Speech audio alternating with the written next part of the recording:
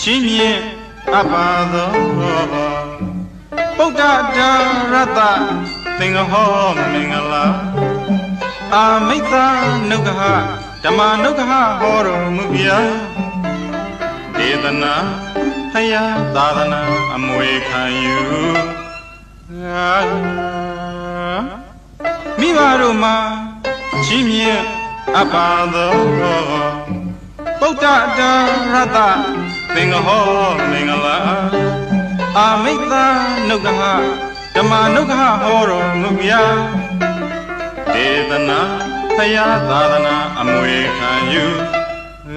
သာမဏေယပပင်စမြောက်ချီးမြောက်မြည်သာတိကြရှုမညီသမီးယရနာကန္နဝေဇနာနာသမင်္ဂလာသာမဏေယပပင်စမြောက်ချီးမြောက်မြည်သာတိကြရှုမညီသမီးယရနာကန္နဝေဇနာနာသမင်္ဂလာသာသနာပရိဘောကတေယဓမ္မဒါတပလူကအနုကမိကဥစ္စာနိဗ္ဗာန်ရသည်ဘဝတိုင်အောင်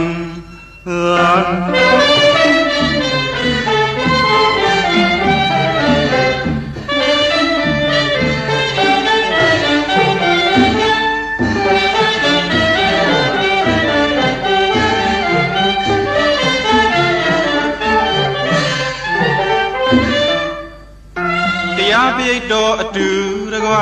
နာဘာယမည်လေးများလှစွာဤကောင်းမှုပြုရအကျိုးငါအာသဝတရားတို့ကျင့်ရာကုန်ရာတရားပိဋ္ဌောအတူတကွနာဘာယမည်လေးများလှစွာဤကောင်းမှုပြုရအကျိုးငါအာသဝတရားတို့ကျင့်ရာကုန်ရာနိဗ္ဗာန်ကိုရလွယ်နိုင်သည်ရောက်စေလိုပါအယံမှုမတုံတရီမဟာပထဝီသက်သေးအဖြစ်တရားသာမဏေယပပင်စမြောက်ချီးမြောက်မြည်သာတိကြရှုမညီသမီးယရနာကန္နဝေဇနာနာသမင်္ဂလာသာမဏေယပပင်စမြောက်ချီးမြောက်မြည်သာတိကြရှုမညီသမီးယရနာကန္နဝေဇနာနာသမင်္ဂလာသာသနာပရိဘောကတေယဓမ္မဒါတပလူကအနုကမိကဥစ္စာနိဗ္ဗာန်ရသည်ဘဝတိုင်အောင်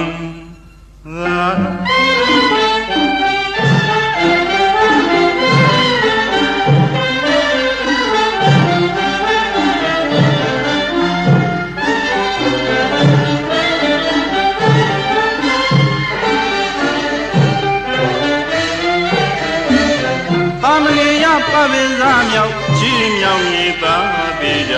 ရှုမညီသမီးယရနာကန္နဝေဒနာနာသမင်္ဂလာသာမဏေယပပင်စမြောက်ချီးမြောက်မြည်သာတိကြရှုမညီသမီးယရနာကန္နဝေဒနာနာသမင်္ဂလာသာသနာပရိဘောကတေယဓမ္မဒါတပလူကအနုကမိကဥစ္စာနိဗ္ဗာန်ရသည်ဘဝတိုင်အောင်